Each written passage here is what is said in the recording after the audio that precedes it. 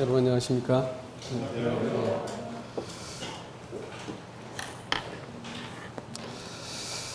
지난 시간에 여러분께 하나님의 집에 대해서 말씀을 좀 드렸습니다. 하나님이 창조 때부터 시작해서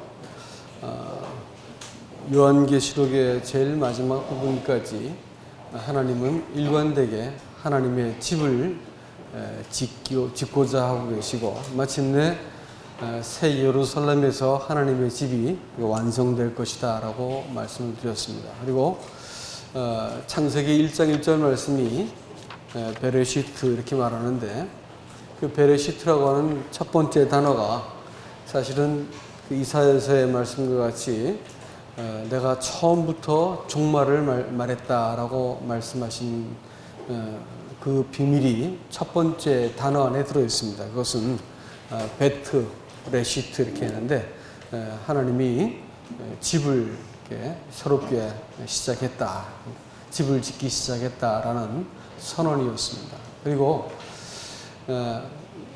이런 관점에서 이렇게 볼 때 창세기에 나타난 사건들은 하나님이 집을 지어가는 과정을 보여준 것이다, 이렇게 우리에게 알 수 있습니다. 그래서 이제 에덴 동산을 만드신 것도 하나님이 집을 지은 것이고, 방주를 만드시고, 또 그 성막을 지으시고, 마침내 또 이렇게 가나안 땅에 들어가게 하시고, 이것들이 다 사실은 하나님이 집을 짓는 과정이고, 나중에 교회를 지으시고 새 예루살렘을 만드신 것이 하나님이 마침내 집을 이렇게 창세기부터 계시록까지 집을 짓는 과정이다. 집을 짓는 데 있어 가지고 그럼 과연 집이 무엇이냐라고 할 때, 그것은 사람의 마음이 바로 집이 된다라는 것입니다. 여러분, 다 같이 출애굽기 말씀을 잠깐 보겠습니다. 출애굽기 15장 말씀입니다. 15장 17절 말씀, 106페이지입니다. 구약성경. 주께서 백성을 인도하사 그들을 주의 기업의 산에 심으시리이다. 여호와여, 이는 주의 처소를 삼으시려고 예비하신 것이라. 주여, 이것이 주의 손으로 세우신 성소로소이다. 여러분, 이스라엘 백성을 애굽에서 이끌어내실 때 하나님의 마음속에 딱 작정하신 것이 뭐냐면, 그 사람들이 하나님의 거처가 되고 그 사람들이 하나님의 성소라고 하는 것을 보여주고 있습니다. 처음 사람을 하나님께서 지으실 때 만물은 명령하시니까 만들어지고 암수가 지어지고 생물들이 만들어졌지만, 하나님이 사람만큼은 남자를 지으시고 또 여자를 따로 지으셨습니다. 그리고 그 코에 생기를 불어넣었는데, 생기라고 말하는 것은 다름 아닌 하나님의 그 호흡이지요. 아담에게, 흙으로 만든 사람에게 이렇게 나누어 부었는데, 지난번 이렇게 말씀을 드렸습니다마는, 애쉬라고 말하는 흙에 불이 애쉬인데, 그 불은 강한 힘을 가진 삼키는 것입니다. 그래서 애쉬 이렇게 말하면 알레프하고 쉰이라는 글자가 합해지면 애쉬가 됩니다. 근데 알레프라는 말은 하나님 혹은 아버지, 힘, 권력 이런 말을 쓸 때 그 알레프를 쓰고, 쉰이라는 것은 이빨을 말합니다. 그러니까 강하게 삼키는 어떤 그 힘을 가지고 애쉬 이렇게 말하죠. 과연 하나님은 소멸하는 불이시다 이렇게 말할 때 바로 그 애쉬를 말합니다.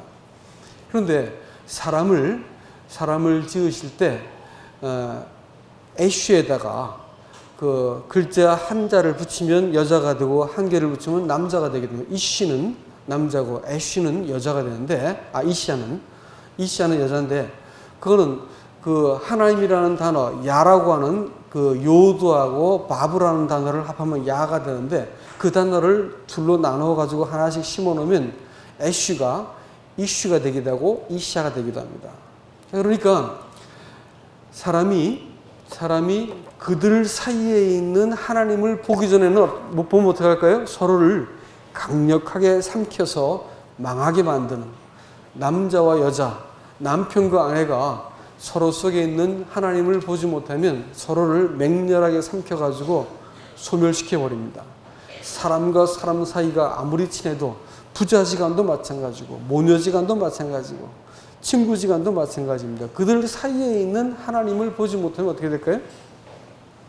서로를 삼키는 거예요.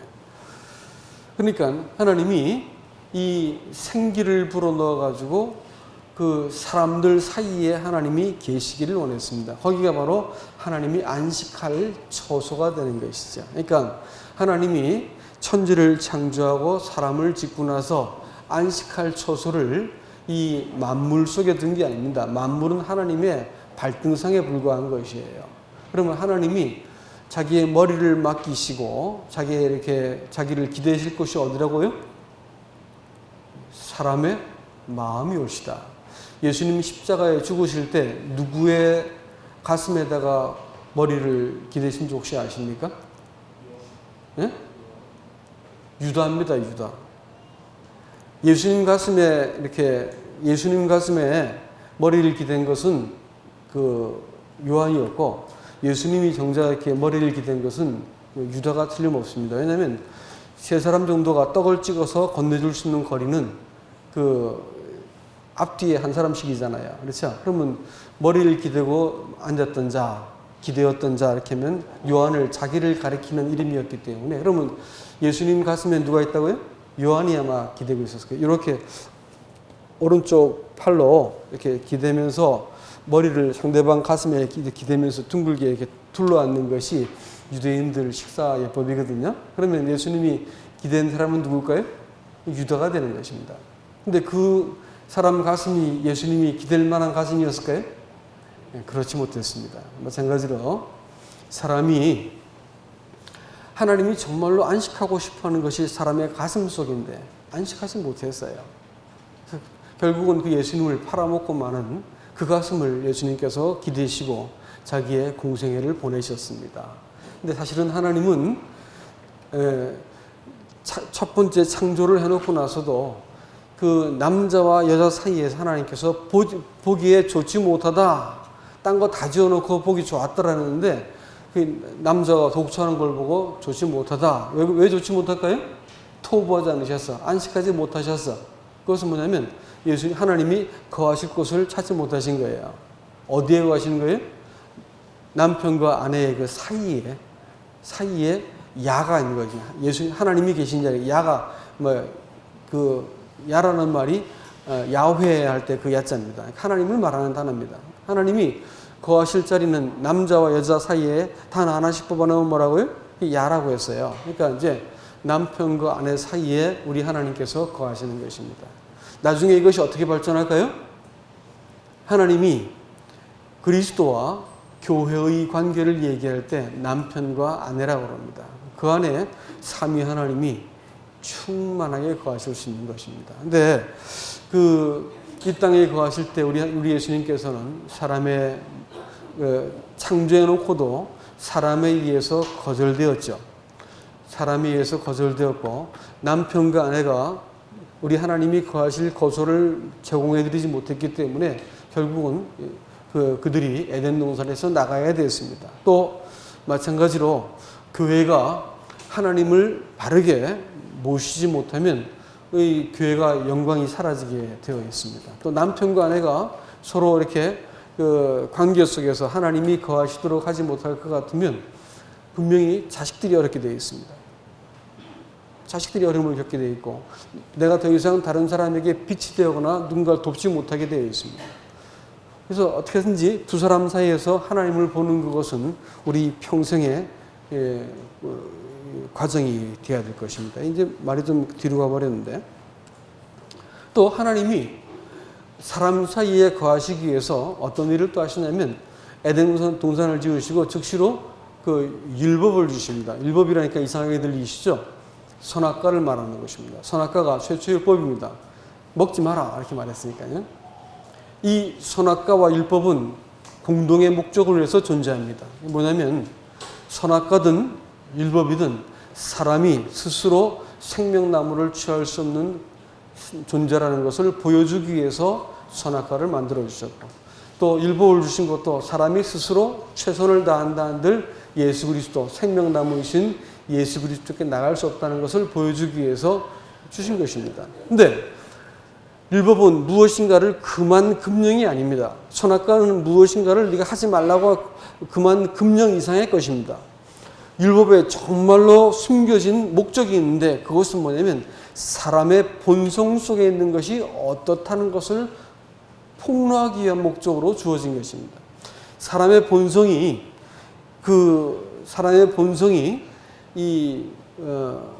하나님 앞에서 되바라지고 반역적이고 자기 만족을 구하고 자기를 위해서 하나님을 사용할 수 있는 이런 사람의 본성 안에 갖고 있던 하나님을 향한 이 반역하는 마음, 또 이 자기도 옳다라고 생각할 수 있는 이 하나님과 맞먹고자 하는 이런 이 죄된 본성을 하나님께서 폭로하셔야 되기 때문에 하나님은 선악과를 주셔야 되고 또 율법을 사람에게 허락한 것이라고 하는 것입니다. 그래서 율법이든지 혹은 이 선악과든지 굉장히 탐스럽고 매력적이게 보였습니다. 사람에게 자부심을 주고요. 그냥 명문도 많고 굉장히 영적으로 보이기도 하고 열심도 있어 보이고 아주 근사해 보입니다. 아주 맞는 것처럼 보이는 것이 선악과였었고 동시에 율법입니다. 그렇기 때문에 우리가 잘 보지 못하면 이 속아가지고 평생 율법 따라가지고 선악과 따라가지고 신앙생활을 한다고 속을 수가 있습니다. 하나님은 이런 사람을 반드시 추방하셔가지고 하나님이 주시는 생명을 따라 살지 못하게 만드셔요. 그래서 사람의 사람 안에 있는 그 본성과 의도가 홀랑 드러나게 자꾸 문제를 이렇게 인생의 길에 거치는 길들을 만들어 주심으로써 이게 지금 내가 내 힘 다 모으고 자존심 다 챙기고 내가 하나님께 부끄러울 것이 없고 내가 명분 가지고 사랑거리 같은 거 다 모아가지고 나 이런 대단한 사람이 되었기 때문에 나는 구원받은 사람이야 라고 말하지 못하게 하기 위해서 하나님께서는 사람의 안에 있는 것들을 다 하나하나 다 드러내신다고 하는 것입니다. 결국은 나는 스스로 존재의 의미가 없다는 것을 알게 하시는 거예요.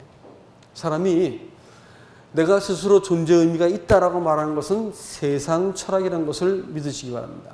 나는 스스로 존재의 의미가 없다. 너희가 나를 떠나서는 아무것도 할 수 없다라고 말하는 것이 요한복음 15장에서 말씀하신 예수님의 선언입니다. 선악과가 말하는 바, 율법이 말하는 바는 나는 스스로 존재의 의미 자체가 없다는 거예요. 내 스스로는 존재의 의미가 없고 나는 나를 창조하신 하나님을 통해서만, 하나님을 위해서만, 그분 앞에서만 존재의 의미가 있고 그분 앞에서 태어나고 그분 앞에서 칭찬받고 그분 앞에서 영원히 가치를 갖는 유일한 길이 그분 앞에서입니다. 그분 안에서고요. 근데 사람들은 나 스스로 존재의 의미가 있다 이렇게 말을 하는 것이죠. 이 컵이 예쁘지요? 어떤 자매님이 헌신해 왔다는 거예요. 예쁘지요? 그렇죠? 그럼 이것만 들여다보고 살겠어요? 그렇게는 안 되죠. 이건 언제 이건 효과가 있을까요? 이럴 때입니다. 근데 갑자기 컵이 말이지, 얘가 반란을 일으켰어. 나는 나 자체로 의미가 있도다 이렇게 말하기 시작했어. 그럼 어떻게 해? 너 15,000원짜리거든 이런 거지. 내가 3만원짜리 사오면 이건 아무것도 아닌 거지. 아무도 거들떠 안 보는 거야. 3만원짜리 사오면 15,000원짜리이기 때문에 15,000원짜리 가치인 거예요. 아무것도 아니지. 깨지면 끝나는 건데 뭐 이거. 그렇죠? 그러니까 이게 컵이 스스로 존재의 목적이 있느냐, 스스로 의미가 있느냐, 아니면 컵은 물을 담고 주스를 담고 내용물을 담기 위해서 존재하는 것이냐. 어떤 게 맞는 것 같아요? 전자입니까? 후자입니까? 대답도 하세요. 괜찮아요. 대답하세요. 전자 같아? 후자 같아? 전자로 말했어? 누가? 의자가 있어. 의자 자체가 너무 아름다워 이러고 그거 보고 감상하는 바보들은 없죠. 의자는 언제 쓰는 거예요? 앉기 위한 목적으로 쓰는 겁니다. 근데 제가 쉬운 말로 말씀을 드렸지만 이게 상당히 철학적 얘기입니다. 의자가 본질적으로 의자가 그 존재 자체가 의미가 있다 이렇게 말하는 것이 소위 실존주의입니다. 나는 나 자체가 의미가 있어. 나 얼마나 대단한지 몰라. 이래가지고 자기 자체에 대해서 이 감동받고 자기 자체를 이렇게 막 중요시하고 이렇게 하는 것은 실존주의라고 그런 거고. 아니, 의자는 너는 앉기 위해서 만들어진 거야 할 때 목적이 생기고 본질이 생겨나는 것이야. 그래서 의자는 앉기 위한 목적으로 만들어진 본질 이렇게 말할 때 어떤 것이 맞는 말이냐면 본질이 맞는, 성경은 말하는 것은 본질과 목적을 말해주고 있고 세상 가치는 뭐냐면 실존을 말하는 거예요. 나는 나 자체가 의미가 있어 이렇게 말하는 거예요. 이것은 아주 해묵은 이론인 것을 아세요? 여러분 창세기에 볼 것 같으면 가인 자식들 중에서 4대에 흘러가면 라멕이 나타나는데 라멕이란 자식에 아다와 실라라는 두 여인을 얻었습니다. 그래가지고 아다와 실라 하면 뭐 뜻이 뭐 긴 머리에다가 해서 하여튼 아름답다는 의미를 이렇게 뷰티입니다. 뷰티. 뭐 긴 머리 뭐 아다와 실라 자체가 아주 요즘 말하자면 그냥 이 요즘 뷰티 산업이라 근사한 옷과 아름다운 머리를 갖고 있는 여인들을 얻었습니다. 그리고 자식들을 두 여인한테 자식을 낳았는데 그 자식 이름이 재밌어요. 그 자식이 야발, 유발, 그 두발가인입니다. 근데 발자를 많이 썼네. 야발은 가축을 기르는 자고, 그 다음에 그 유발은 수금. 수금이 뭐예요? 하여튼 수금. 현악기죠. 퉁소는 뭐예요? 현악기입니다. 그렇죠? 그냥 음악하는 사람들이야. 그 다음에 두발가인은 뭐 할까요? 기계를 만들었습니다. 또 무슨 모든 어떤 기구를 만들어냈어요. 그러니까 산업화의 주역이요, 예체능의 또 이 선두주자들이고, 그 다음에 그 당시에 그 가축들을 많이 기르고 했으니까 뭐 농경의 어떤 그 아주 탁월한 그 사람들이었을 겁니다. 그 다음에 그 뷰티 산업도 앞장 유행을 선도하는 사람들이 누구 자식들이라고요? 가인 자식들이었어요. 왜 그럴까요? 왜 그럴까요? 딴 문제가 아닙니다. 이건 철학 문제야. 이것은 내 실존이 중요하기 때문에 뭘 집착해야 돼요? 자기 자신이 아니라 나한테 담겨있는 내용물이 중요한 거예요. 그래서 돈 이래가지고 돈이라면 돈에 의해서 자기의 가치가 결정된다 생각하고 돈에 의해서 자기를 이렇게 평가를 하고 다른 사람을 평가합니다. 그래서 돈 가지고 돈 때문에 나중에 돈을 이렇게 숨기느라고 자기 인생의 가치를 정말 헤아리지 못하게 되면 실존이 본질을 이겨먹게 된 것입니다. 인생이 돈의 종로로 되다가 죽게 되는 것이죠. 재능이 사람한테 본질이겠습니까? 아니면 붙어있는 수단이겠습니까? 예? 대답하세요, 대답. 수단이죠, 그건 뗄 수도 있고 붙을 수도 있는 거예요. 본질은 뭐예요? 하나님 앞에서 내가 누군지를, 난 그릇이거든. 사람은 그릇이라고 그러는데 내가 누군지를 잘 알 것 같으면 나 안에 있는 내용물을 비워내는 것이 이것이 이제 새롭게 된 것이 이제 이것이 거듭난 것이에요. 하나님이 그릇 자체를 깨부수는 게 아니고 이 본질을 갖고 있는데 본질에다가 그동안 제가 쓰레기 같은 걸 담고 있던 것을 비워내고 새로운 것을 담는 것입니다.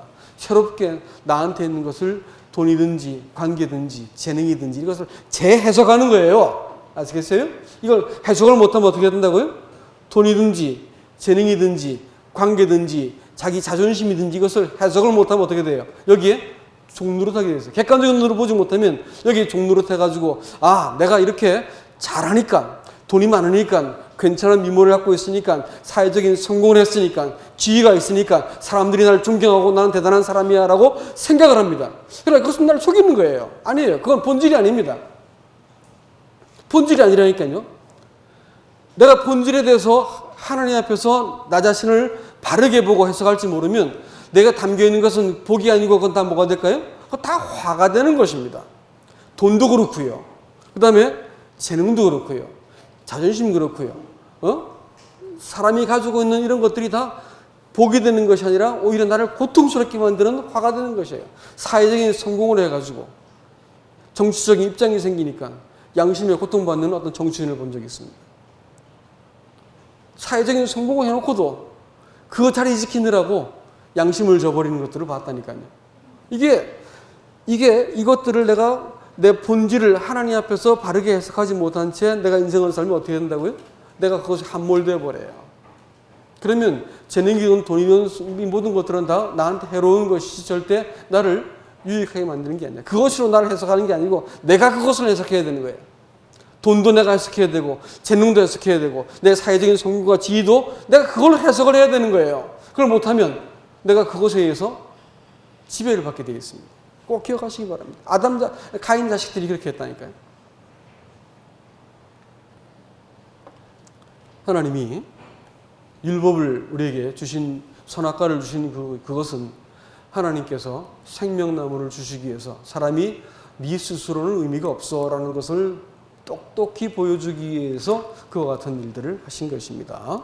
그리고 그 창조가 하나님의 집을 위해서 만들어진 것이었듯이 구속도 하나님께서 그 집을 짓기 위해서 만드신 것입니다. 그래서 우리 주님의 옆구리에서 신부된 교회가 나왔죠. 그리고 이 지난 시간에 말씀을 드렸지만 그 울타리 안에 베풀어진 생명이라는 뜻, 울타리, 이 헤세드라는 말이 울타리, 헤트라는 것이 울타리, 그 싸맥은 보호하다는 것이고, 그다음에 그 달렛 이렇게 해가지고 문이라는 건데 문으로 들어가서 이 울타리 안에 보호받고 있는 헤세드라는 말이 은혜라고 하는 말로 말씀을 드렸습니다. 하나님께서는 예수 그리스도 안 그 자기 안에 있는 사람들을 하나님께서 그 생명을 나누어 주시는 것을 은혜라고 표현합니다. 지금도 여전히 예수 그리스도를 통해서 들어가야만 그분의 피 안에서만 우리가 하나님의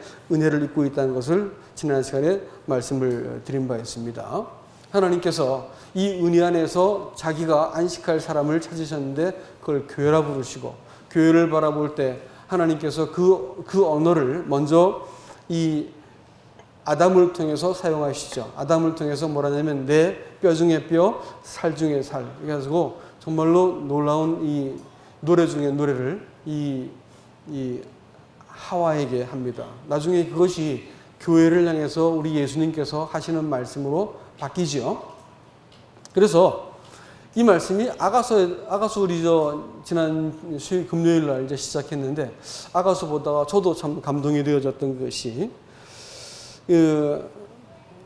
구원의 감격, 사랑의 교제를 나누다가 사람이 위기를 만나게 되었어요. 교제의 위기를 만났습니다. 내가 누웠는데 어찌 또 일어나랴. 내가 일어나서 발을 닦았는데 또 발을 더럽히려 하고 그냥 잠자리에 퍼질러 누워있는 신부를 문 밖에서 두들기고 있는 신랑의 모습으로 예수님이 서게 됩니다. 그런데 내 머리에는 밤이슬이 또 내가 밖에서 이렇게 두드리는데 밤이슬이 맞을 정도로 밖에 서서 두드리고 계시고 있는 모습은 라오디게아 교회에서 문 밖에 서 계신 예수님의 모습을 정확하게 보여주고 있습니다. 근데 놀라운 것은 거기에서 예수님 그 신랑이 쓰는 언어입니다. 뭐라냐면 나의 사랑, 나의 누이, 나의 비둘기, 나의 완전한 자야. 그래서 하여간 좋은 호칭은 다 갖다 붙여요.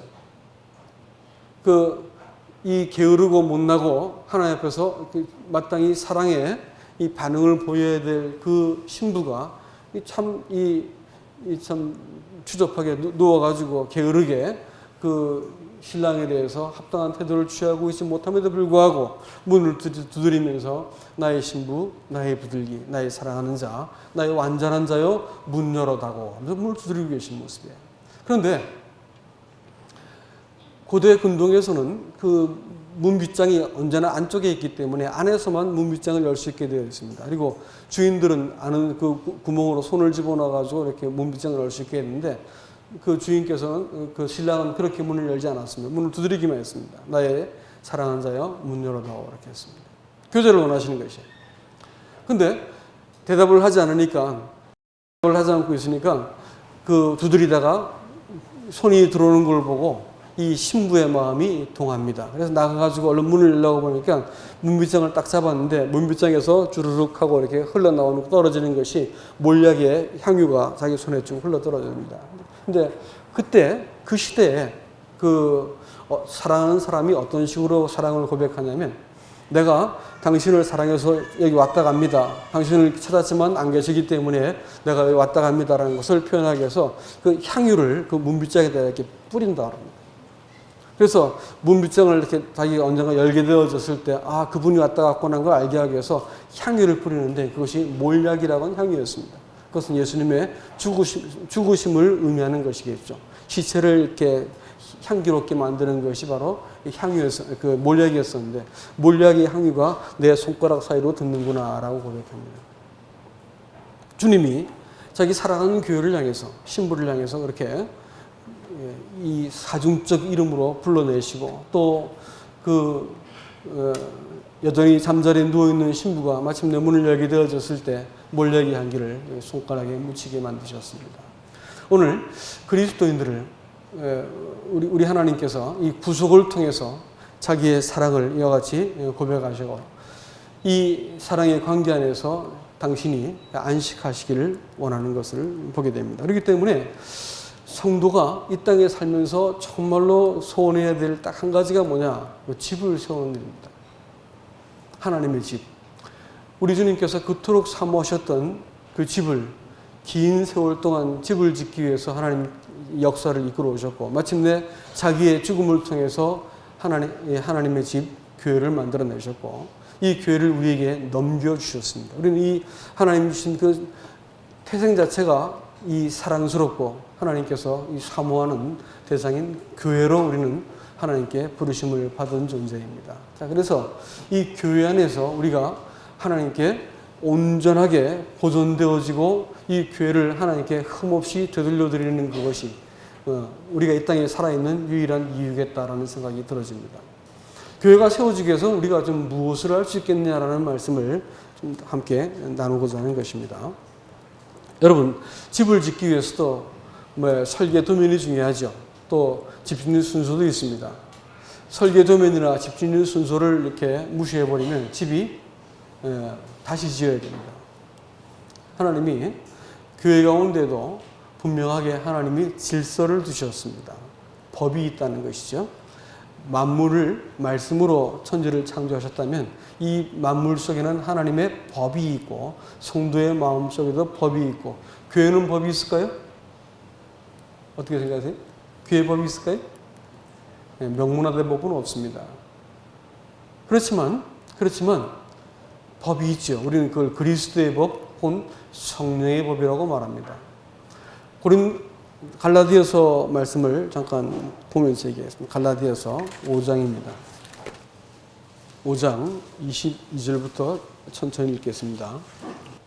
오직 성령의 열매는 사랑과 희락과 화평과 오래 참음과 자비와 양성과 충성과 온유와 절제니 이 같은 것을 금지할 법이 없느니라. 여러분, 어느 날 제가 이 말씀을 이렇게 묵상을 하는데, 성령의 열매가 주로 견디고 수고하는 거구나라는 것을 알게 되었어요. 그리스도 예수의 사람들은 육체와 함께 그 정욕과 탐심을 십자가에 못 박았느니라. 우리가 만일 우리가 성령으로 살면 또한 성령으로 행할지니 헛된 영광을 구하여 서로 노엽게 하거나 서로 투기하지 말지니라. 형제들아, 무슨 범죄한 일이 드러나거든 신령한 너희는 온유한 심령으로 그러한 자들을 바로잡고 너 자신을 살펴보아. 너도 시험을 받을까 두려워하라. 너희가 짐을 서로 지라. 그리하여 그리스도의 법을 성취하라. 만일 누가 아무것도 되지 못하고 된 줄로 생각하면 스스로 속임으라.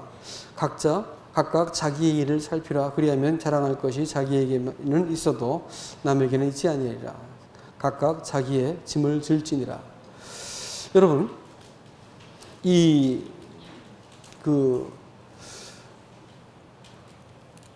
성경이 우리에게 말하는 것은 그리스도의 법 혹은 성령의 법에 대해서 분명하게 말해주고 있습니다. 어떤 사람이 어떤 법을 어떤 나라의 법을 따르는가에 따라서 이 사람의 국적이 정해지는 법입니다. 어디에 살고 있는지가 정해지죠. 제가 만일 미국에 가 산다 하더라도 제가 뉴질랜드에 살 때도 한국 법을 지킨 게 아니고 뉴질랜드 법을 지켰습니다. 왜냐하면 그 나라 살고 있기 때문에 그렇죠. 그리스도인들이 어떤 법을 따르는가에 따라 가지고 이 사람이 지금 발을 디디고 살고 있는 데가 어딘지를 보여줍니다. 사람 속에서는 선악과라고 하는 법이 있어요. 율법이라는 법이 있습니다. 자기 만족이고 자기 숭배고 자기 성취고 자기 실현을 위한 법이 바로 율법입니다. 율법은 하라 하지 말라는 말은 겉으로 드러나는 것이고요. 네가 이거 하면 축복받을 거야. 이거 하지 않으면 벌받을 거야가 율법의 정신입니다. 그러니까 내가 무엇을 좀 잘 배우고 깨달아가지고 복받을까라고 말한다면 뭐하고 있는 거예요 지금? 율법을 지키고 있는 것이고 그것은 죄와 사망의 법 아래서 매어 있는 법이다. 이렇게 볼 수 있습니다. 근데 많은 사람들이 이 선악과 아래에 있는 그 법 아래에서 자신을 자기가 보기 좋고 취하고 싶고 탐스럽고 지혜롭게 할 만한 것들을 자꾸 찾아다니고 있습니다. 이건 뭐냐면 자기가 지금 사망의 나라에 발을 딛고 있다는 것을 보여주고 있습니다. 그러나 이 생명의 법 혹은 그리스도의 법에 내가 발을 딛고 있는 사람들은 하나님이 예수 그리스도의 사랑이 그 과분한 은혜가 나를 구원한 것을 알게 되어졌을 때 아까 잠깐 그런 말씀을 제가 드렸습니다만 내가 지금 파산 상태에 있는데 친구가 자기 집을 팔아가지고 내 이 부도날 것을 메꿔줬어요. 자기 집을 팔아가지고. 그러면 내가 그 친구 평생 동안 있겠습니까? 못 있겠습니까? 자기 집을 팔아가지고 내 부도난 걸 메꿔줬는데 내가 잊어 못 잊죠? 죽어도 못 잊죠? 그렇죠? 죽을 때까지 못 잊을 겁니다. 왜냐하면 그것은 과분한 사랑이요. 그건 상식을 뛰어넘는 호의이기 때문에 내가 그것을 잊을 수가 없는 거예요. 그러면 구원이라는 문제가 어떻게 시작되었어요? 그렇게 시작되었어요. 상식을 뛰어넘는 사람의 죄를 초월한 하나님의 과분한 은혜가 나와 같은 것을 얻어내시고 사랑을 베푸고 구원해 주셨기 때문에 사람의 마음속에 예수 그리스도에 대해서 마음으로부터 사랑하고 따르고 싶고 그분을 존중히 여기고 이런 마음이 생기게 되어 있는 거예요. 이 은혜의 관계 속에서 우리가 하나님을 대면하는 이것이 지난 시간 말씀드렸던 포도원 품꾼 비유입니다. 내가 마땅히 이만큼 했으니까 받을 자격이 있어 이렇게 말하면 저 끝 머리로 내려가실 분들이고 내가 부르신 것도 내가 은혜로 구원받았고 내가 받는 것도 보상도 내가 하나님의 처분에 맡깁니다. 이렇게 되면 어떻게 될까요? 사람을 하나님의 맨 앞으로 세우시겠다 이렇게 말했어요. 신앙생활은 이 하나님의 은혜의 관계 속에서 하나님을 쭉 대면하고 그분과 맺어가는 관계가 신앙생활의 내용인 것을 여러분 꼭 기억하시기 바랍니다. 그렇기 때문에 몸된 교회 가운데 절대로 들어와서 안 되는 것이 뭘까요? 세상의 원리입니다. 세상의 원리와 법은 뭘까요? 힘세야 되죠. 잘나야 됩니다. 똘똘해야 되고 자기 주장이 강해야 되고 힘세면 힘으로 하고 힘 약하면 뒤에서 수근수근해서 자기 편 만드는 실력이라도 있어야지 교회에서 살아남죠. 나 헌금 이만큼 해 보여줘가지고 사람들한테 어깨에 힘을 주든지 아니면 뭐 좀 똑똑하게 해가지고 앞에 나와서 일처리 잘한다든지 하다못해 은사라도 한번 내가 칼을 휘둘러가지고 나 이쯤 하거든 해서 사람들한테 존경심을 받아내도록 해야만 되는 거예요. 안 그러면 뭐예요? 이류신자가 되죠. 이류신자. 이렇게 되면 교회는 망조가 들린 교회다. 세상의 원리가 교회에 들어오면 힘세고 잘나고 똘똘한 것들이 위에 올라서게 되겠습니다. 그건 망하는 교회입니다. 하나님의 교회가 아닌 거예요. 교회에 이런 원리가 들어오면 교회가 아주 급격히 흔들리고 사랑이 싹 식어지게 되어지고 교회가 아주 불편하게 됩니다.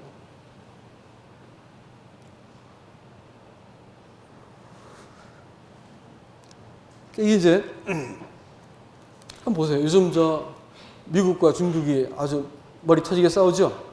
일본하고 한국하고 북한하고는 참 거기서 장단 맞추기 무지하게 힘듭니다. 이게 왜 그럴까요? 미국이든 중국이든 자기한테 말을 듣고 내 밑에 무릎을 꿇어야지 평화가 있는 거야. 그 힘의 질서에 의해서 내가 무릎을 꿇어야지 질서가 있는 거야. 그러니까 열심히 싸우고 있는 네가 뭐야? 나 무릎 못 꿇겠다라는 것이고 안 꿇어? 그럼 2천억이야. 뭐 이래가지고 하는 거고. 나머지 나라는 어디에 줄 수까 지금 눈치 보고 있는 거고 뭐 이러지 않습니까? 이게 뭐냐면 세상은 힘의 질서야. 교회가 만약 힘의 질서면 굉장히 불편해집니다. 이걸 뒤집어야 되고 내가 얼마큼 대단한 사람인지 보여줘야 되고 아니면 내가 뒤에서 이렇게 아참하고 사바사바 해가지고 딴 사람들 내 편으로 만들어야 되고 이런 일들이 교회 속에 일어나야 되는 거예요. 참 우리가 슬픈 일이죠. 이건 교회라고 볼 수가 없는 것입니다.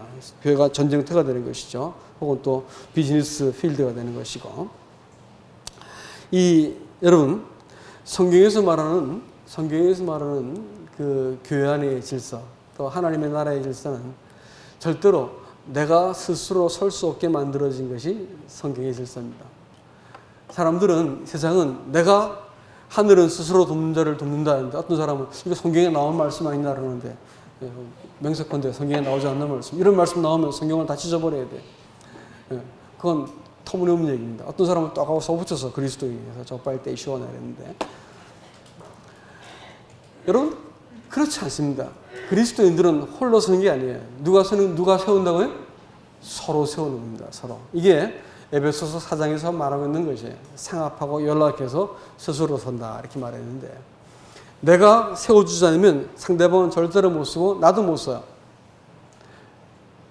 내가 상대방의 약점을 담당하고 내가 돕기 시작하고 세우기 시작하면 어느새 내가 세워져 있는 거예요. 그러니까 교회에서 말하는 일꾼들은 잘난 사람들이 아니고 다른 사람의 연약함을 잘 돕는 사람들이 일꾼인 것을 확실하게 여러분께 말씀을 드립니다.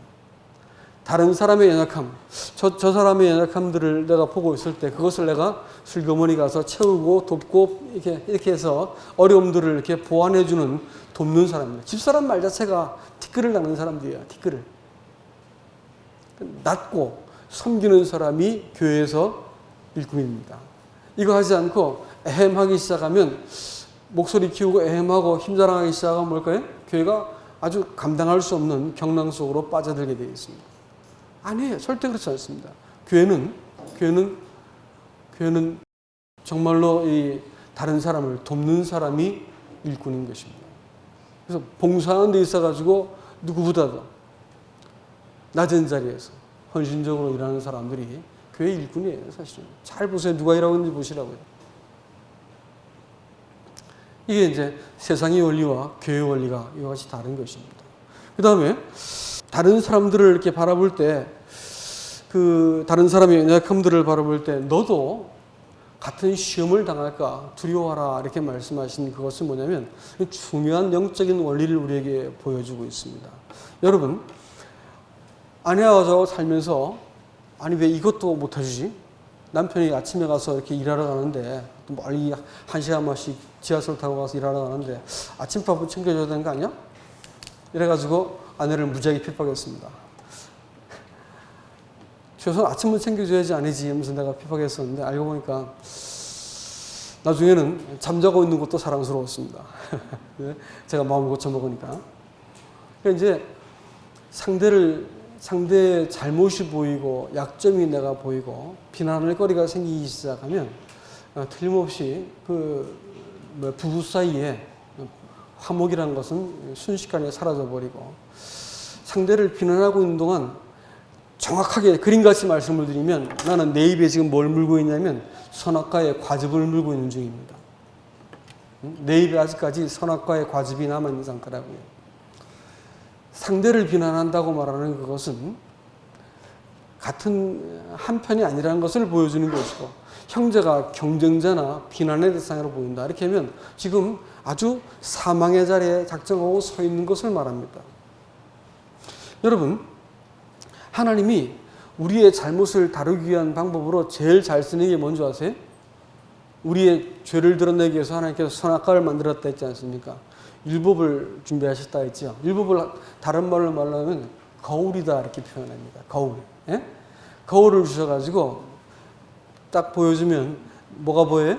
내 허물이 순식간에 보이게 되어 있습니다. 그러니까 내가 제일 미워하는 사람, 예? 또 내 눈에 제일 거슬리는 사람을 딱 떠올리면 그게 누구한테 있는 거예요? 내 안에 있는 거예요. 하나님 나를 보여주시기 위해서 그 사람을 동원하신 것인가 여러분 믿으셔야 됩니다. 무슨 말씀이에요? 그렇지 않습니다. 속지 마세요. 나도 속을 뻔했는데 그렇지 않습니다. 정말입니다. 여러분 속에 있는 가장 이 마음속에 있는 속마른 못된 성격들, 예?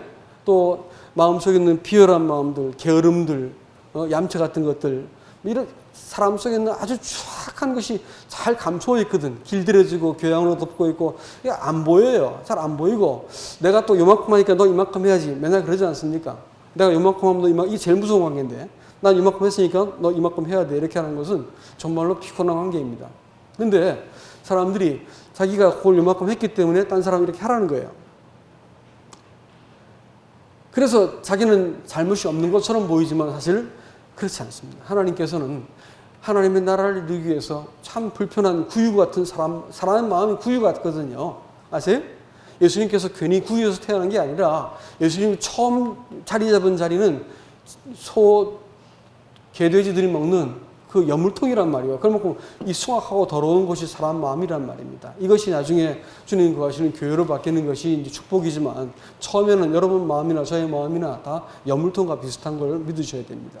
예? 그래서 이거 보여주셔야 할 거 아니에요. 안 보여주시면 어떻게 돼? 지 잘난 줄 알 거 아니에요. 그게 잘하고 있다 생각할 거 아니에요. 그러니까 하나님 붙여도 어떻게 제 짝을 저런 사람 붙였습니까? 그래가지고 이제 남편과 아내를 원망하기 시작하죠. 자식을 원망하고 아버지를 원망하고 가장 가까운 사람을 미워하기 시작하는 거예요. 근데 그거 왜 그렇게 하셨을까요?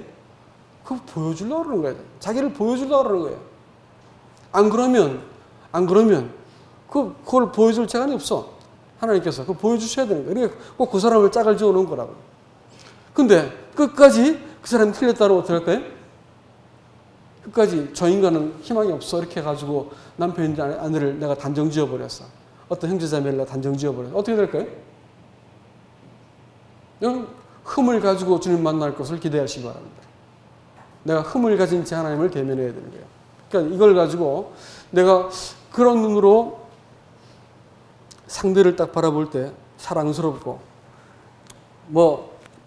사랑스럽다는 말이 의지적인 문제겠지만 마음속에 더 이상 내 입에 비난이 사라지고 저거 어떻게 도울까 이런 마음이 생기기 시작하고 그 다음에 그 문제를 내 문제로 끌어안기 시작하는 이런 일들이 일어나기 시작하더라고요.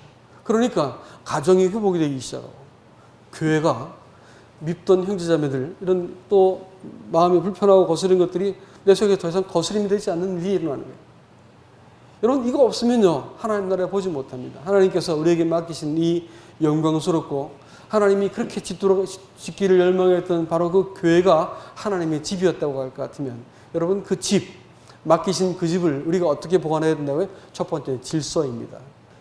제가 예전에 복음적인 출판사 한국에 이제 유럽에서 있던 그 출판사인데 한국에도 이제 출판사를 만들었었는데 출판사 경영하는 문제가 계속해서 이제 마이너스가 나니까 그 문제를 해결하기 위해서 보니까 젊은 내가 봐도 딱딱딱 보니까 아무것도 아니고 이건 이건 A고 이건 B고 딱 정리할 수 있겠더라고. 그렇게 하지 않더라고. 오신 노형제님들이 기도합시다 이래가지고 기도를 이만하면 답이 나올 것 같은데 답을 안 주고 기도 또 하시고 한 3주가 지나니까 이렇게 주님께서 이렇게 마음속에 이런 마음을 주셨습니다. 이래가지고 일치한 마음을 가지고 결정하시더라고. 일본 행정인들이 예배당을 짓는 과정 속에서 이 말씀을 나눌 때도 자기네들이 샀던 아주 그 후질근한 건물과 땅을 갑자기 한 20배가 더 넘는 금액으로 누군가 사겠다니까 됐다 집 짓자 이래가지고 막 우리 같으면 짓겠다고 난리를 쳤을 텐데 그렇게 하지 않고 기도를 시작했더라고. 하나님께서 예배당을 짓는 것을 하나님 뜻으로 분별하는 기도를 하는 시간을 갖고 나서 모두의 마음속에 일치한 마음을 가지니까 그렇게 합시다 이렇게 해서 이거는 하루아침에 된 게 아니고 오랜 시간 동안 하나님 앞에서 인생을 살아오는 방식을 터득한 것입니다. 하나님이 그 아들이 최종적인 결정권자가 되시고 그분이 내 인생을 최종적으로 결정하시는 분이라는 것을 내가 인정하는 태도이지요. 그랬을 때 교회라든지 개인의 인생의 결정을 할 때에서 깊이 기도하고 하나님께 구하게 되어지고 그분 뜻 앞에서 내가 자유롭고 영원히 내가 평안할 때까지 내가 계속 기도하면서 마침내 평안을 주시고 내가 결정을 딱 하게 되면 하나님이 나를 보내시기도 하고 이렇게 하기도 하고 저렇게 하기도 하고 그 결정들을 나한테 도우시는 거예요. 그러면 내가 어디를 가도 어려울 것이 없어. 왜냐하면 하나님이 보내셨기 때문에. 하나님 보내시고 하나님께서 동행하시고 하나님 명령이기 때문에 뭘 해도 문제가 없는 거야. 이렇게 보여요. 질서입니다. 교회 안에서 강한 자를 따라서 교회가 움직이고 망하는 교회, 제가 한 얘기 자꾸 해도 지치지 않는 얘기 또 해드릴게요. 미국에서 소들을 잡을 때 어떻게 잡는 거 아세요? 소 잡는 것도 이런 큰 1kg씩 나가는 소를 잡는 게 안 쉽잖아요. 소들이 희한한 게 죽을 때 되면 안다잖아요. 그러니까 소 잡을 때 방법이 없으니까 우리나라 같으면 뭐 대충 한두 마리니까 죽일 수 있는데 이게 뭐 몇백 마리, 몇천 마리는 어떻게 죽여요? 그러니까 훈련된 큰 소 한 마리를 막 불안해서 술렁술렁하는 보내는 거예요.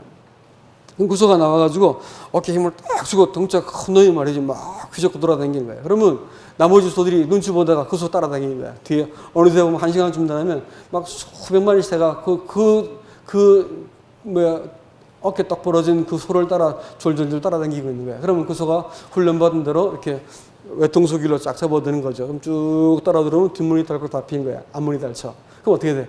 컨테이너가 싹 옮기면 어떻게 돼? 잠시 후에 미트가 되는 거예요. 소가 아니라 소고기가 되는 거죠. 세상과 비슷하잖아요? 잘난 놈들, 똘똘한 놈들, 있어 보이는 놈들. 이런 놈들이 막 휘젓고 다니면 따라다니면 뭐 국물이 있겠다 해가지고 이게 세상 원리거든요. 죽기 직전에 도살장에서 일어나는 일들이 정확하게 이 사회에서 일어나고 있습니다. 근데 그거 못 돼가지고 막 애를 쓰죠. 높아지려고 올라가려고 막 쓰는데 그게 아니야. 그게 문제는 그게 죽는 길이라고. 그게. 교회는 반대입니다. 근데 교회에서 그래서 안 되는 거예요. 교회에서는 내가 하나님 앞에 누군지 알기 때문에 내가 하나님 앞에서 처신하는 것이죠. 그 다음에 하나님이 나를 부르신 그대로 내가 주님 앞에 섬길 뿐인 것이에요.